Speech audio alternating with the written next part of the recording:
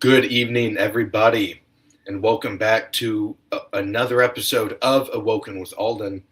As always, I'm your host, Aulden S. Nance, and we have a important topic for you this evening. Going to be talking about Japan and the snap elections just held in Tokyo on Sunday. Before again do it, happy Awoken Wednesday, everybody. Thrilled to announce, kind of saying this again from last night, but we are over 300 subscribers now on the YouTube channel. We are growing a little bit, brick by brick and day by day, as we continue this mass awakening that is needed to help save our country. Additionally, before we hop into our main topic, as we've already announced, is Japan. Also going to be taking a look. A lot of stuff happened today. A lot of stuff's been happening the last couple days in our hemisphere and in our country. Canada, you have another tranny in a school shooting, killing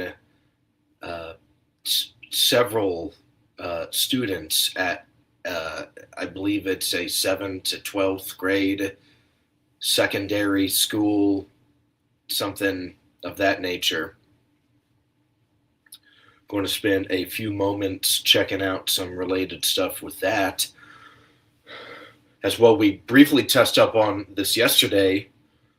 More developments in the Epstein controversy.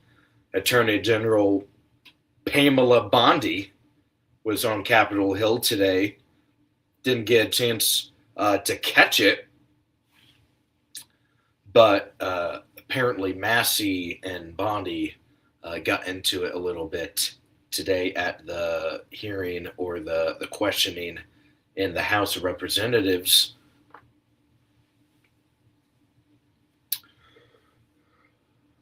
Let me refocus. There we go. Additionally, you maybe caught some of the live stream this morning. We had Israeli Prime Minister Benjamin Netanyahu attended a meeting with Donald Trump, the President of the United States, at the White House today. We believe it was about Iran. Arguably, last Friday, you have Steve Witkoff meet with Iranian representatives, diplomacy personnel from the Iranian side. Additionally, you had diplomacy or diplomatic personnel from Turkey, Qatar, Oman, where the country it's being hosted, where the talks are being conducted and hosted inside of. Saudi Arabia, Pakistan, and I believe another country or two. I believe it's 5 to 7 countries are meeting along Iran, and it's the same countries that reportedly urged the president to not attack the first couple calendar days of this new calendar year. They don't want a regional war. The U.S. population doesn't want a regional war. The Iranians don't want a regional war. Nobody really seems to want anything except the Israelis.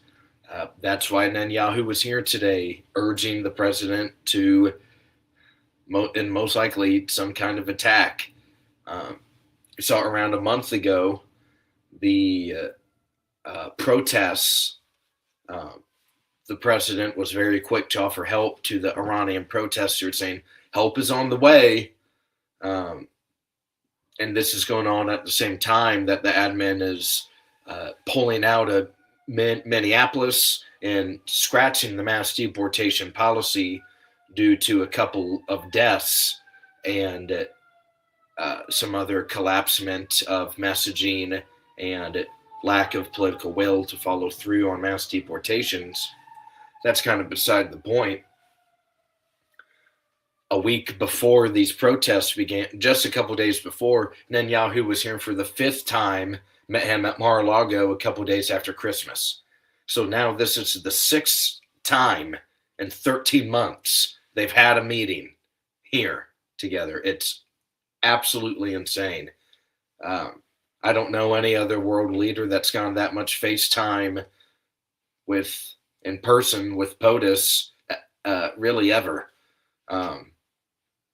So we're going to look at that a little bit here soon.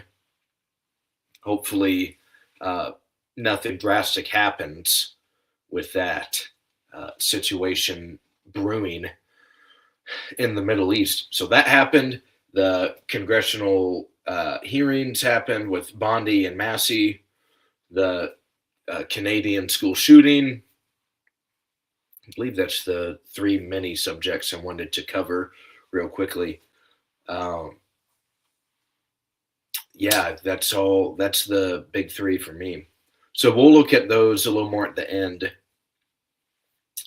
But really wanting to get into, before we get into our main topic tonight, would love to remind you, if it's your first time on the live stream, first time listening to one of my videos, please subscribe to the YouTube channel. We are growing, as I mentioned.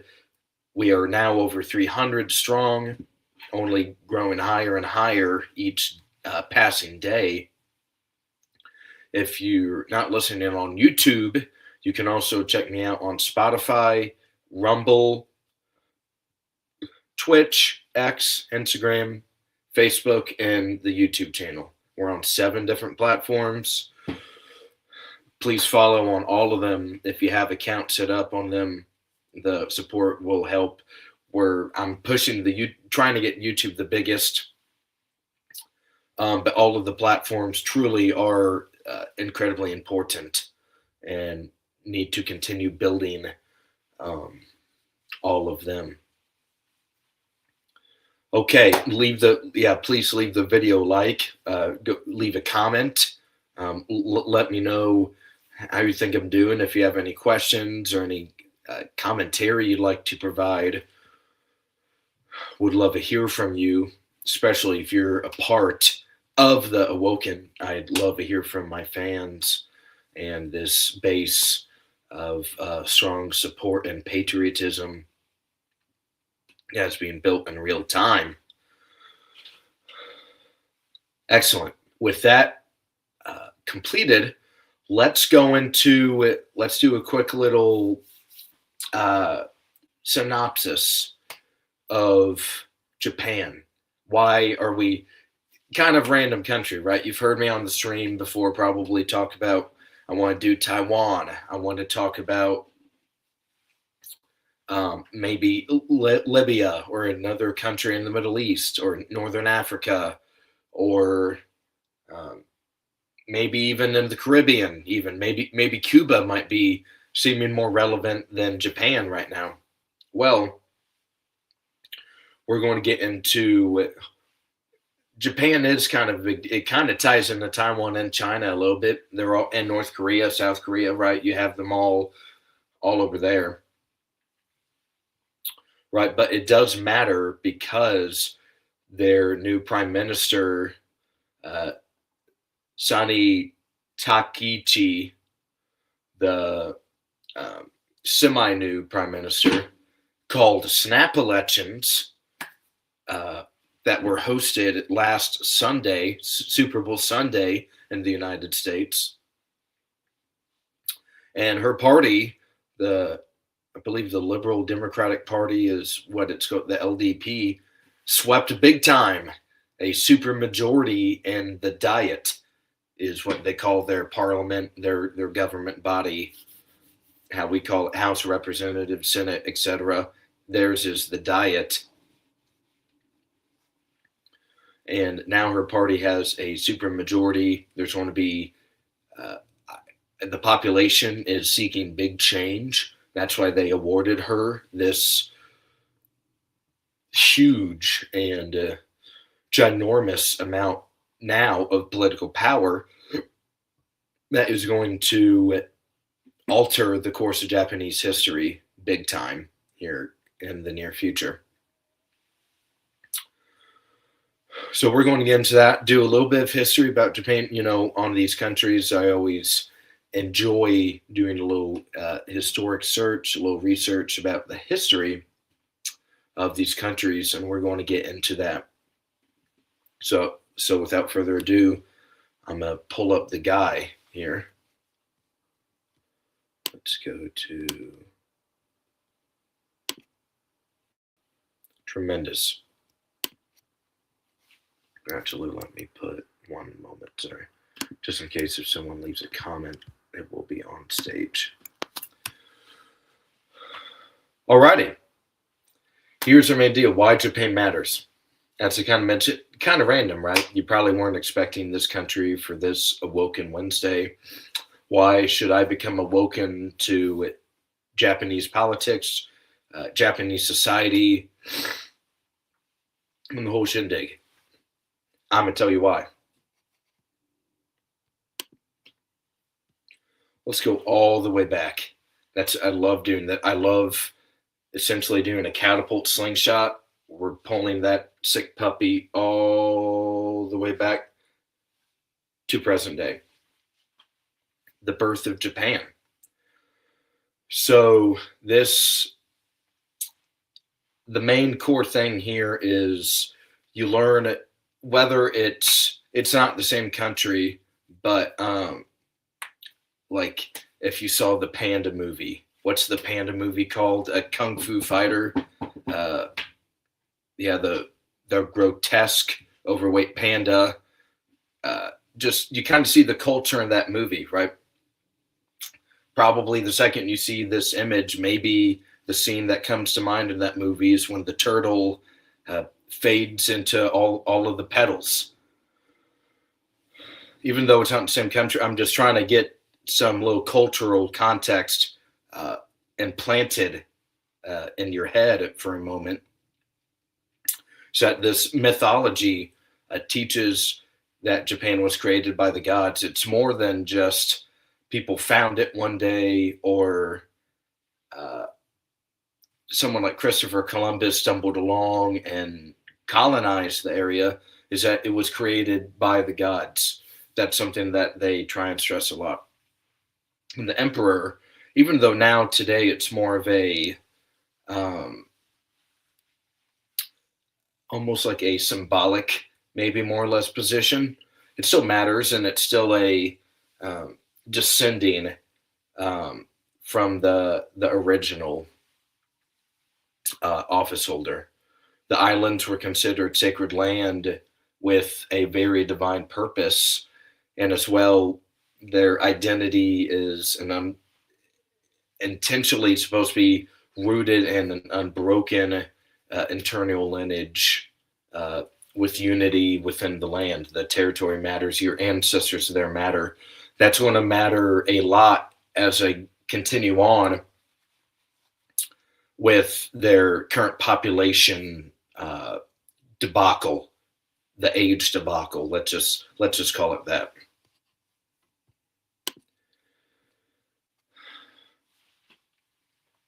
Emperor Jimmu and the birth of the imperial line. Mentioned in the last slide, the emperor matters to the population, and it traces this imperial line to Emperor Jimmu around 660 BC. Widely believed to descend directly from the sun goddess Imastru. And unlike Western monarchies, whether it's the United Kingdom maybe, they claim an unbroken imperial lineage. And now the political legitimacy is deeply rooted in ancestry and divine continuity.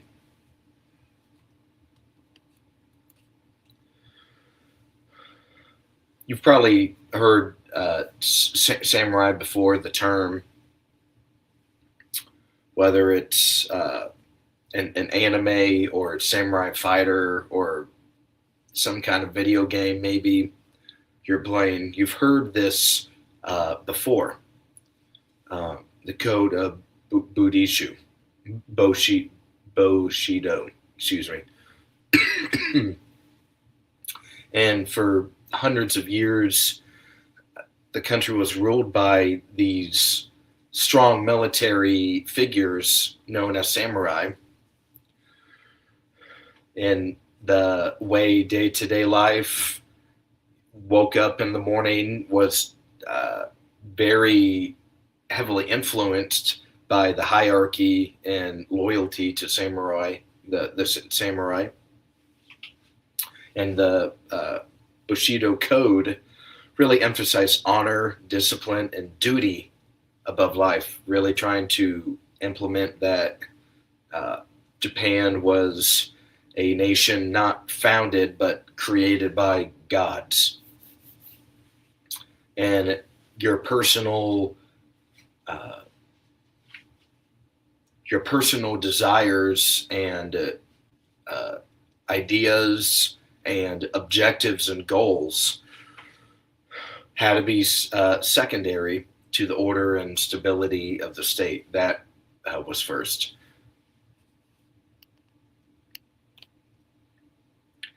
Let's take a look at Commodore Perry and the shock of all this modern, as I kind of brought to you in the the last couple slides, is that you have this culture that is very rooted and founded on essentially of this, we're more than we're here to serve Japan and Japan isn't here to serve us mindset. Let's go back to 1853, and these American warships under Commodore Matthew Perry forced Japan to open up its ports, open up routes. Unequal treaties followed, right? So the sovereignty was in doubt and questioned. America at this point, right? There's industrial revolution, all that jazz. Maybe not that necessarily, but you have this is shortly prior to the Civil War, even. So it's like a United States is still better, but it's not all the way there yet, right? But it's still sovereign nation, sovereign government, strong central government, as well as a strong military, right? And its way of just being an island just kind of ended, right? It ended abruptly. National humiliation triggered this very urgent reform. So let's see what this reform is about. And as we, in a lot of these countries, right, eventually they got to get modernized. Something's coming their way that isn't particularly sexy looking, and they got to build something. They got to build better infrastructure, trade routes, agriculture, even all that kind of jazz. In 1868, Japan launched this all of these sweeping reforms to modernize its military and economy, which military we're going to be talking about a lot tonight in particular. There's a lot of risks and public debate about military presence for Japan in general anyway. The feudal system was dismantled, and the power, the emperor really got the iron fist. Western technology plus institutions plus other deals were quickly implemented as fast as trains could go speed-wise. We're talking basic elementary goals. Got to become strong enough to never be humiliated again, right? Can't have the United States come up on some boat and say, implement my culture and ideas now. That's pretty embarrassing. So the population responded in the way they felt they needed to.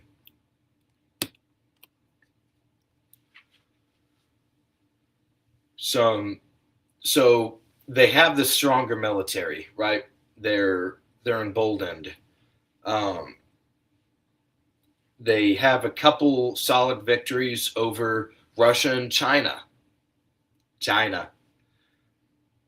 Additionally, Korea and parts of China, rather, where under the control of the Japanese regime,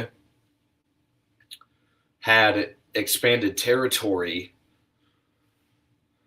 This strength supported enough expansion on a military basis across East Asia.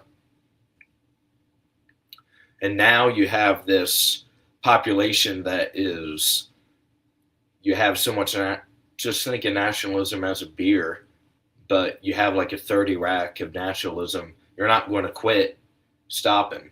And this beer, you're not going to pass out. You're going to have super strength instead. And really want to, I'm for Japan. And you're just going to keep going and going. Now the foreign policy is incredibly aggressive. You're growing the regime to conquer territory even. That's bold.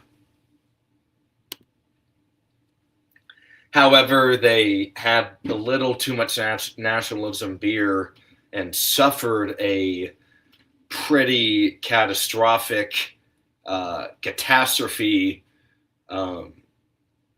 in the second half of the year of 1945. They're still on that nationalism high. They attack the United States. That's pretty ballsy. Pearl Harbor attack, we remember December 7th, 1941. Pearl Harbor, one of the most catastrophic events in U.S. history. The next day, President Roosevelt declares war. We enter the Second World War, right? You probably remember that through school. Allied bombing campaigns really crippled Tokyo and other large cities. And they were still drinking this nationalism beer. But then eventually, it's almost like you just know they're not going to quit. So you need to lay the hammer down against them. And President Truman made the difficult decision to drop multiple atomic bombs on Hiroshima and Nagasaki in 1945. We know the damage that was done to those communities and country. Emperor Hirohito announced surrender, and really the empire collapsed. It was game over. The national identity was shattered. The United States, just nation building. In Japan, there is a sense of regime change even. Article 9. Here's when I mentioned having a strong national military and identity a few minutes ago. For the Japanese people, we're talking about now they have a defense force. I believe it's the NJSF, the National Japanese Defense Force, or something among those lines. And under heavy U.S. supervision and nation building, in Article 9 of their Constitution, there is the amendment or the article states that they will never build an actual military to seek aggression against other countries, and that's something that Sani Takichi, the newly elected prime minister, ran on maybe phasing out, more or less. One of the reasons that her party did so well on Sunday was this Article 9 debate. As I mentioned, new constitution in 1947 tossed the old one. The political system changed. And war is just not happening anymore for the Japanese. The security became dependent. Really, they were shackled to the U.S. We had them, still kind of have them now, and that's what Takeichi is hopefully maybe trying to get them off of so much. Maybe not so much to dependency with the United States. And that's Douglas MacArthur back there.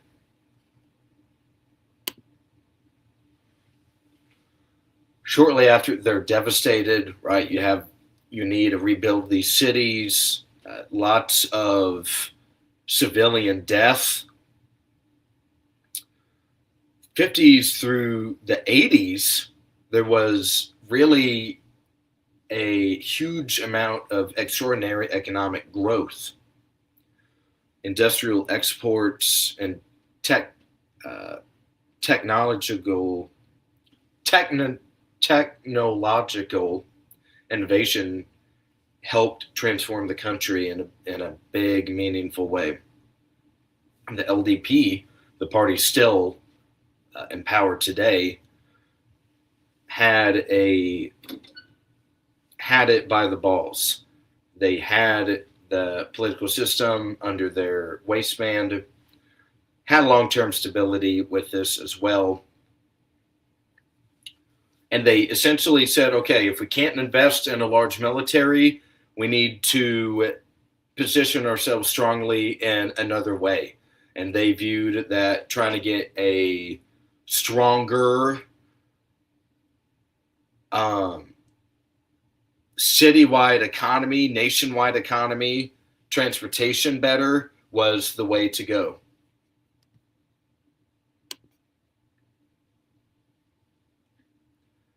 Here's kind of the problem, and they're still semi-dealing with this now. Early 90s, couple years after the 90s began, the asset bubble popped, which ended at dozens of years of rapid growth inside of Tokyo. Wages were not really rising in a meaningful, significant way. Stagnation was poor. The leadership in terms of politics and prime ministers did shift. However, could never really get all the way there. They could never no one could ever finish the job. And this sense of drift really started to get the population down on everything.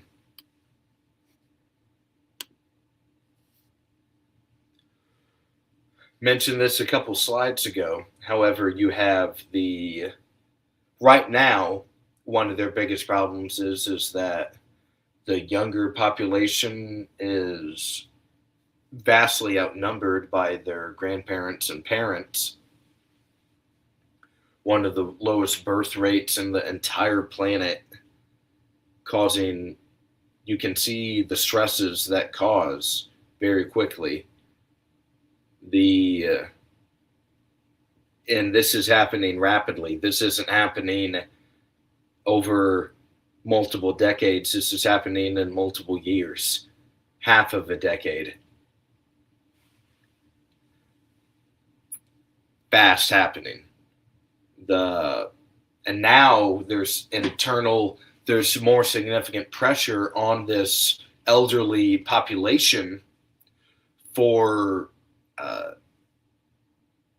economic stability to improve and grow and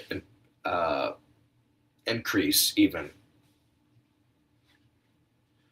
And now this is semi happening in the United States, not as much, but the young people in Japan and my age that are living in Japan right now, they're thinking, shoot, like 30, even 10 years from now, what's the country going to look like? It's happening so fast.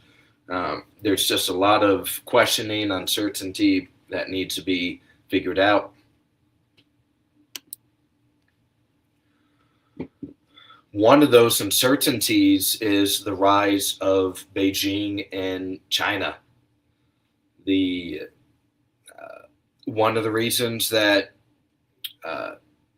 Takichi was so successful in the elections last Sunday, she was able to effectively show that the China threat was worth making changes to Article 9, potentially in the future, of their constitution. They have reshaped East Asia. We know that, I said this last night on the show, I mentioned this on several other past episodes, is that the number one overall seed is the United States and the number two overall seed is China. There's no denying that. That's the reality. There's just disputes over island. We talked about the national defense strategy last night. Taiwan is a huge deliberation point and potentially poison pill area on Earth if China decides to maybe seek regime change by the end of this year or something of that nature. Additionally, you have, if you go back to the Price is Right episode of The Axis of Evil, the North Koreans were ballsy for the nuclear ambitions and they got it. They now test missiles frequently over Japan on a very frequent basis, which again adds to uncertainty and stress. So you have Kim Jong-un, who they think, who knows, this guy's crazy, who knows what he's going to do. And you know, China up there, they're serious. They're a threat, obviously. Taiwan is kind of right in the middle of everything. This is where the Article 9 breaking point begins. With this, we're heading to incredibly recent Japanese history. One of the first prime ministers that you probably remember yourself is Shinzo Abe. Had a strong relationship with the incumbent U.S. president, assassinated, I believe a few years ago. That was a pretty wild day. Not expected. And something to that point in Japan, at least in my recent knowledge, is that the citizen population is not allowed to carry firearms or possess or own firearms as well. So a very unfortunate situation with Shinzo Abe there. However, he argued that, hey, we need to have some more national sovereignty. We can't only rely, especially with the U.S. becoming more unpredictable as years go on. We got to find a way to do this ourselves. Showed that Article 9 that was limited to a major military buildup for self-defense. He was able to slowly increased the defense budget, which was seen as a big victory for people that viewed the world the same way as him. Also had to frame the issue as security realism for the nation's survival, especially with North Korea and China and the threat of Taiwan maybe potentially having some changes.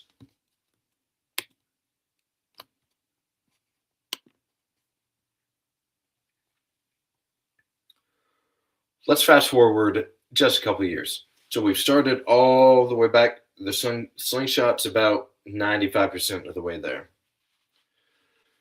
Sane Takehachi, let's learn a little bit about her. Why has President Trump in particular has seemed quite thrilled with her arrival in Japanese politics, or at least as prime minister? We also see that she wants to have a solid relationship with POTUS as well.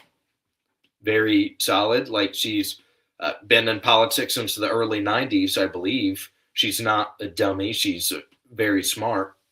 She knows what the deal is. Been in the LDP for decades, knows how the system works in there. She has been in the cabinets before. She is maybe a Japanese nationalist when it comes to Article 9 and maybe making some changes with the Japanese constitution,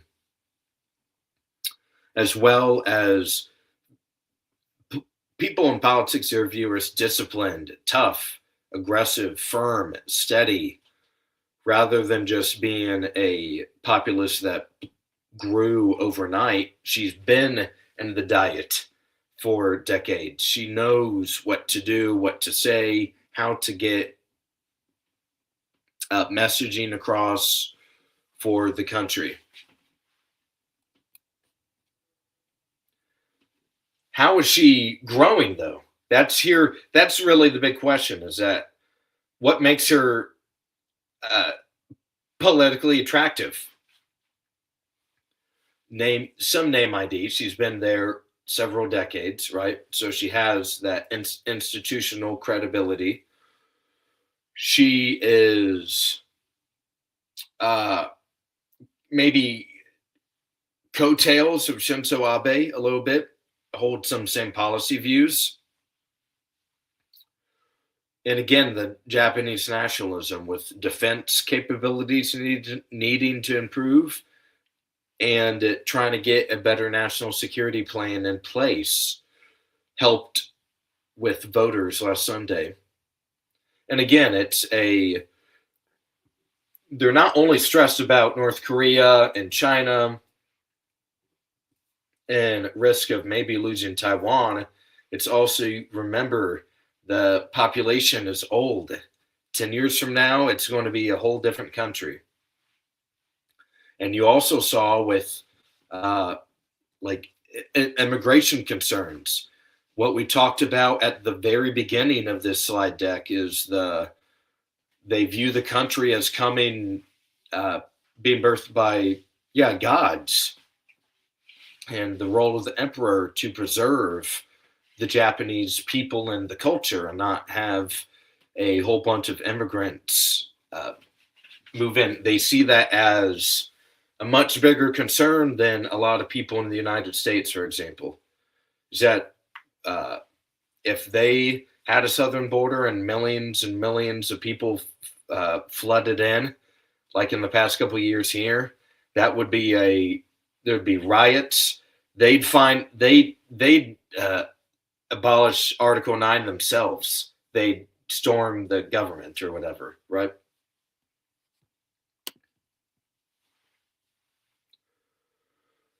Before Sunday, she had a majority, however, not particularly impressive or a coalition able to radically implement change. She did all she could with what she had. However, she remains very popular herself. And she knew that, okay, if I call a snap election for this time, I'll still be popular and I can try and improve my uh, standing in the country and within the party, get more party members elected. The demographic decline uh, greatly intensified with, if you're my age in Japan, you're not sure what, if you make it to be a grandpa, you're not sure what the country's going to look like. You really don't, and you want some and mental relief, maybe that at least the government I put in is at least going to try and take this seriously. Yeah, China, North Korea, regional tensions elevating. Cost of living, the other money issues, the stagnation of the economy stunk. Still stinks. Nothing changed overnight, but the they needed change with when it came to the economy. Cost of living's too high, and they wanted it. They view her as a strong man, even though she's a woman. They view her as somebody that's been in the game just long enough, that is respected, that is able to get President of the United States and a good little relationship as well, and have a solid partnership with the U.S. while at the same time leaving that dependency on the U.S. Maybe not a shoulder to cry on, but somebody to call instead. On Sunday, as I mentioned, super majority now for Takichi. Popularity and approval ratings were incredibly high before the vote even occurred. And they wanted more of her strong security, defense, and fiscal reform policies amid all of this regional instability. And the center, there hasn't really been a left in Japan like in the United States. There hasn't been a pro-tranny group by any means. But even the center more or less fell through. The center fell all the way down and collapsed all the way. Because I believe it was the CDP, the Constitutionalist Democratic Party, and their big thing was keeping Article 9. That Article 9 was necessary for the population and for the country, and at a time when there's so much instability and uncertainty, could not be trusted long term, right? So that party kind of fell right down the toilet. Why to call this kind of test up on this already is that needed this mandate to advance these defense and constitutionalist priorities, as well as just knowing the moment. The party dynamics made consolidating authority than early political advantages, as well as some of these regional rising tensions increased the pressure for a standardized government, rather. And it avoided, as I said before, she had a majority, but not by a whole lot, not enough to radically change stuff overnight. Now she has it. So she's going to be able to kind of do what she wants for the next period of time.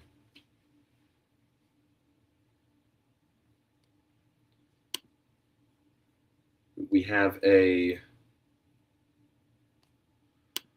comment here from Ronwin Nance. Good evening, Ronwin, and happy anniversary to Ronwin. Thank you very much for joining the stream. Hoping your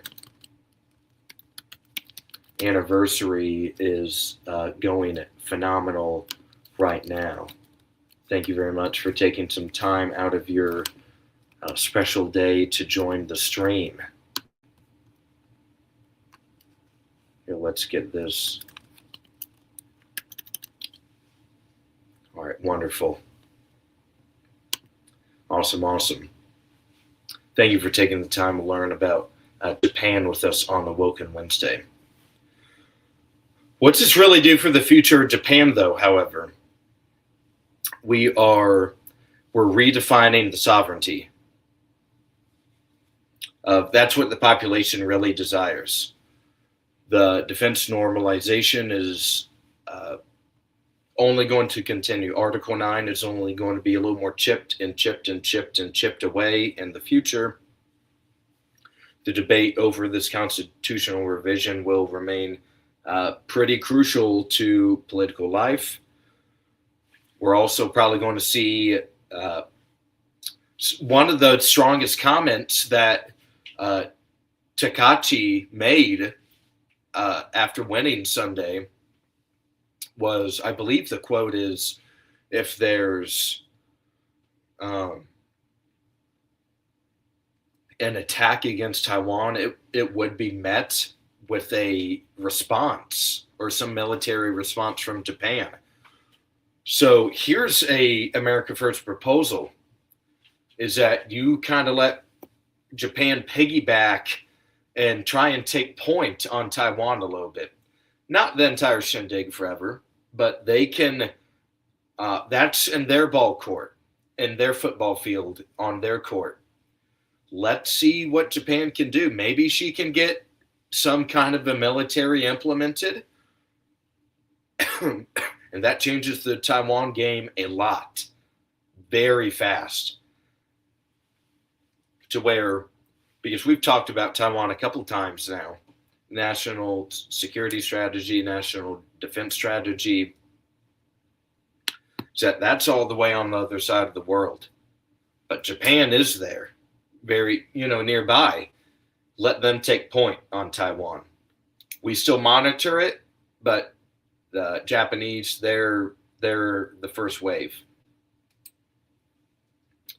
And they want a more dangerous entry. They want to break free from total shackles of the United States to grow into a stronger nation, right? I believe that's the slide deck for Japan. So happy to take any questions with that. We are going to try and check out the maybe watch some of the exchange with Thomas Massey and Pam Bondi earlier today. Haven't checked that out yet, so we'll do a little live reaction to the events there. Okay.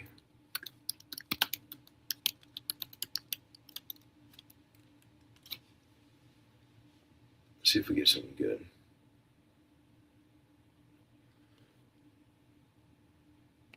I don't want something that's so long, though. See, what's kind of funny about the Epstein stuff is the legacy media, like Fox, won't cover it. I've been hearing about Nancy Guthrie more in the past week and a half than I didn't even know this woman was a living person. And let's go back to the main dog here. And let's remove the slide deck. But got Nancy Guthrie. Fox News, I get 10 beeps a day about Nancy Guthrie.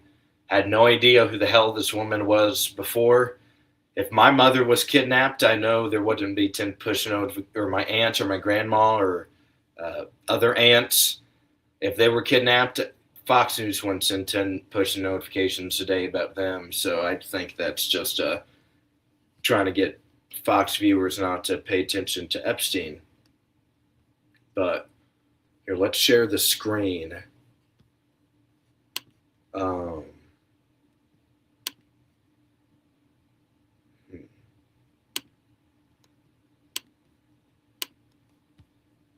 Let's check out this short. Yeah, it's about a minute long.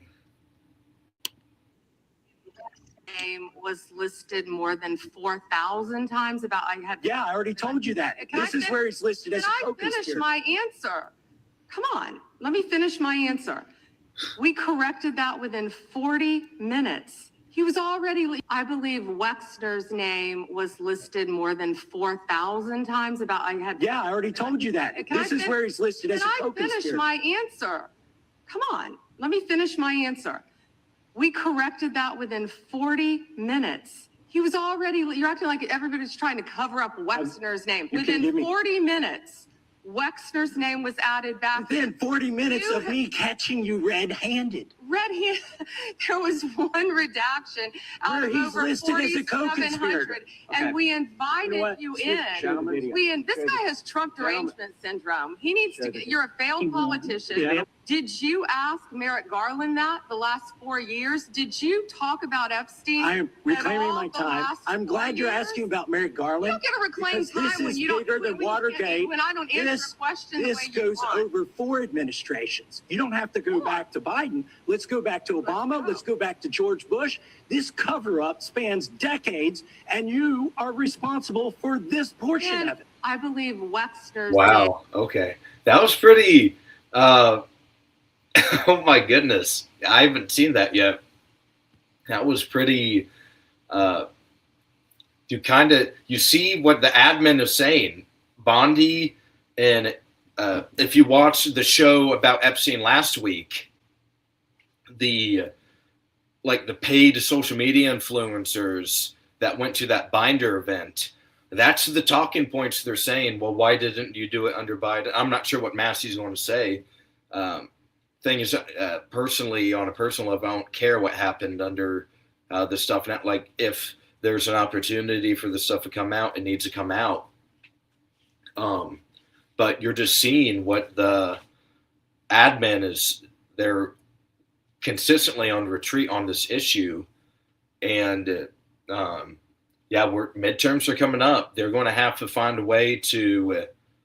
Because they're not only under attack from the left, they're under attack from some on the right. And just going into the midterms, I believe Doug LaMoffa passed away. We mentioned that a couple weeks ago. And Marjorie Taylor Greene resigned. So they just lost 2 seats. And another guy,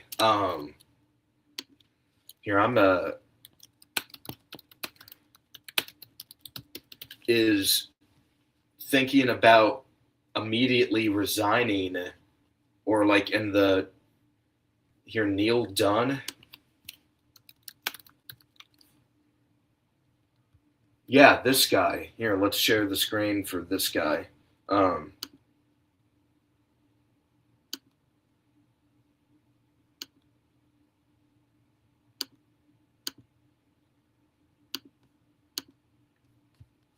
So there's fears that this guy is going to resign this week or next week, which would only shrink the majority again. An additional seat.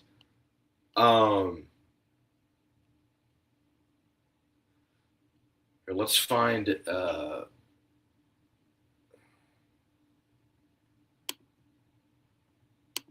Let's go WFIN. He's 72, so he's relatively medium age to be in Congress. Usually around 85 is when people start saying that's too old. Okay, this is this stupid security thing.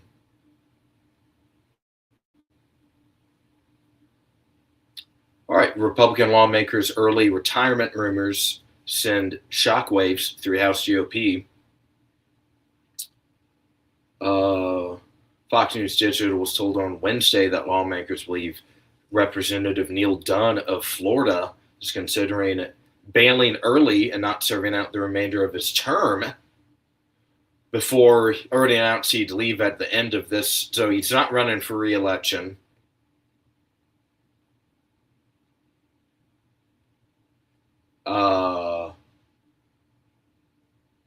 Yeah, I wonder why he would. Okay, so here's what we're saying. So House margin would fall with 217, 214. that means he could only still lose one vote. And right now, if Thomas Massey isn't going to vote for much of anything, then basically he can't lose any votes.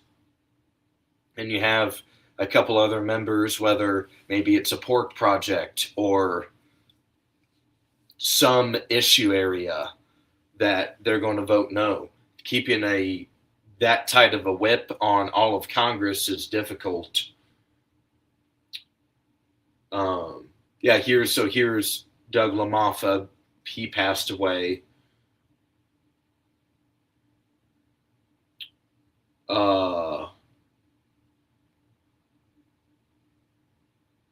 Wow, so they won't be able to get this seat filled for a while.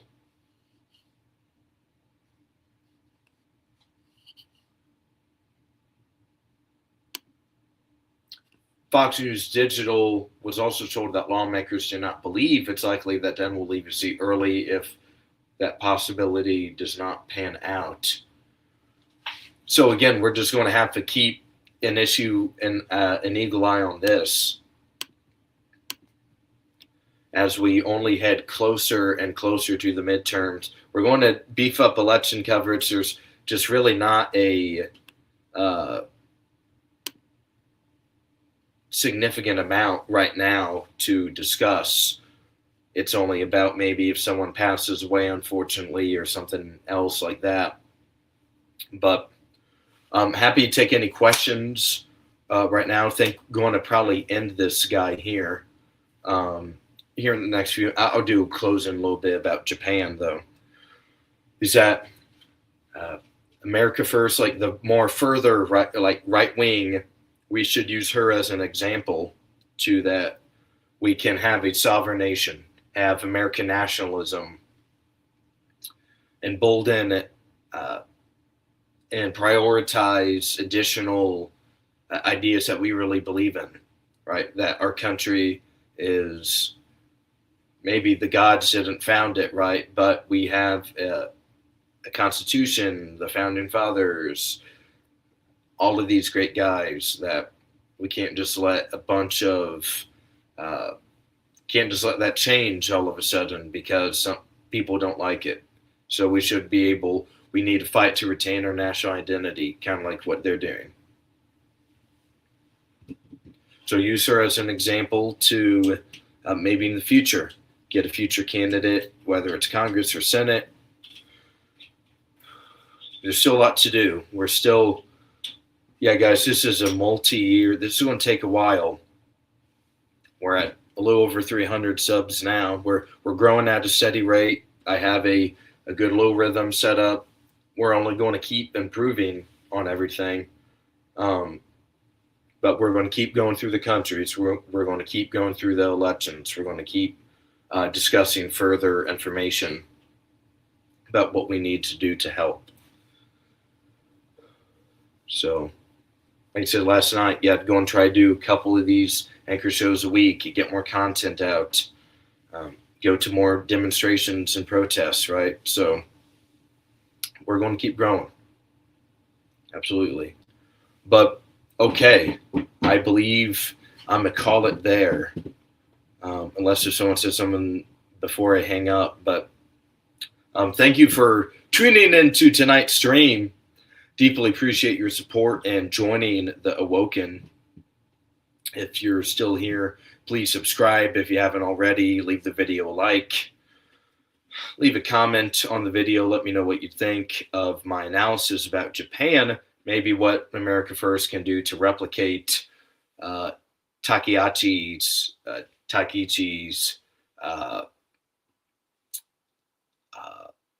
vision for America potentially here in the future. All right, with that, you have been Awoken with Aulden, everybody. Much love. Good night. We will, not sure about next week's schedule. Try to get out to you here soon. But happy anniversary again, Ronwin. Love you. Much love, everybody.